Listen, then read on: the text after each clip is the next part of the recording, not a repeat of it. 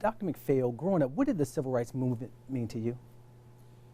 It's a great question. I grew up in Harlem, in New York, right at the crucible of the civil rights movement. And so for me, learning about Dr. King, reading about the struggle, seeing the conditions that I grew up in, in my community, and recognizing that the civil rights movement was really all about trying to establish freedom, justice, and equality for people like me in my communities, in New York as well as nationwide.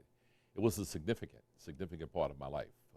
And I think it's out of that crucible of struggle that really my interest in becoming an educator evolved, my community activities evolved. I think it really was a catalyst for really getting me engaged. How would you compare, or is there any comparison to what we've seen after, with the protests of George Floyd? There's something special that's going on today. I'm feeling something different. I'm feeling a different kind of energy. I'm feeling a different kind of engagement of large groups of folks who have not recently been engaged as fully in the human rights movement, civil rights movement. I think it really does feel different. And there are international aspects of the response to what is to Black Lives Movement that I also think makes it very different. I mean, is it the people that aren't of color that are engaging that surprises you most? I think that's really what is surprising me, and the level of passion that they're bringing to the struggle. I think that really does suggest that perhaps we're at a pivotal moment in race relations in the United States.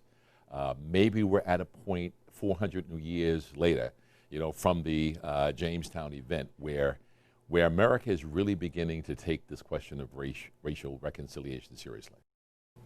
Obviously, there was a lot of people counter-protesting these protests. As a black man, what don't people understand? I think they don't understand the depths of the pain. I think they don't understand the struggle. They don't understand for example, the contemporary impact of racism and injustice, COVID-19, the disproportionate impact on the African American community and other communities of color, educational disparities. Many people think that, well, we've come to an era of having President Obama, everything is great, everything is wonderful, the race question has been resolved, and it has not. I think what is really happening today is a surfacing of the depth of how far we still have to go. So where do we go forward? How do we go forward? Well, I'm an educator, and I firmly believe that the most fundamental of the civil rights is education.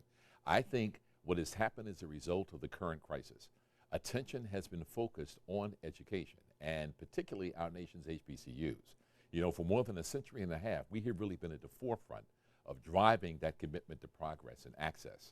And I think that the philanthropy that's beginning to appear, the opportunities for growth and development of our HBCUs is something I'm vitally interested in here at St. Augustine's University.